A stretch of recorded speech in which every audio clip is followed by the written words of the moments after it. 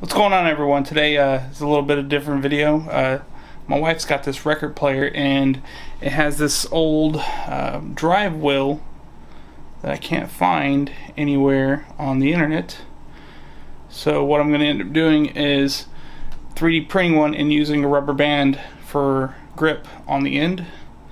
So I'm going to jump into the CAD program, software, whatever you want to call it, and get to designing this, and y'all can see my process on how to do it and all that good stuff, and hope y'all like this video. Alright, so here we are in Fusion 360, and we're going to take this part that we have that I showed you just a little bit ago, and we're going to start designing it. So first thing we need to do is go to our sketch, grab the circle, drag it out to 40.5 millimeters. And so now we have that. Now we got to do this intersection, which is 15 or 16. I think it might be a little bigger than that. Actually, it might be 18. Yeah, it's 18. So drag that out to 18. Now we got to do the center, which is 6.6. So right here we're doing 6.6. Now we can finish sketch. We're going to extrude 3 mil. And now enter. So then we're going to extrude 16 millimeters. There we go. Extrude 16 mil.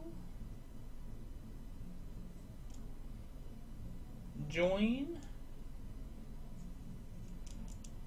Enter. Finished. Alright, close the sketches. Now we have our part. We got to go to Tools.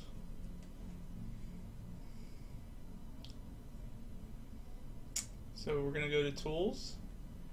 We're going to click on the 3D printer to create an STL. Click on the part we want. Click on Yes.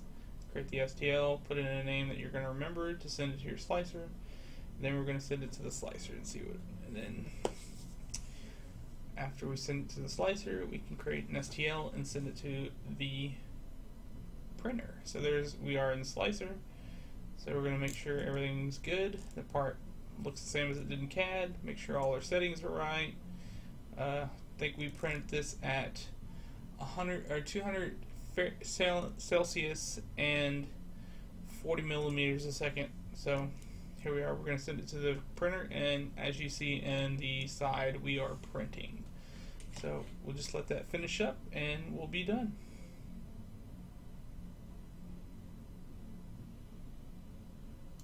So we got that part printed now. Here it is. We glued rubber band to the edge so that way we can get a better grip on the spindle that this rides on.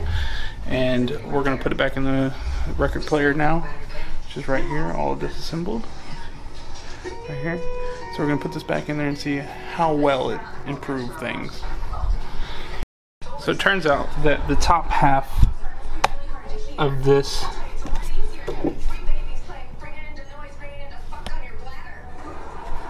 part right here needs to have rubber on it too.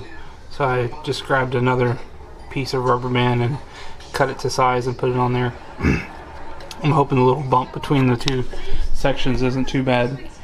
So we're gonna get the turntable back on there and see how it sounds, see how it works out.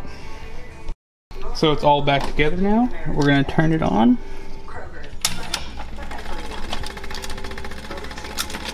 Whoa, whoa, whoa, whoa, whoa. It's very angry. But it is working a hell of a lot better than it did. Actually changing speeds.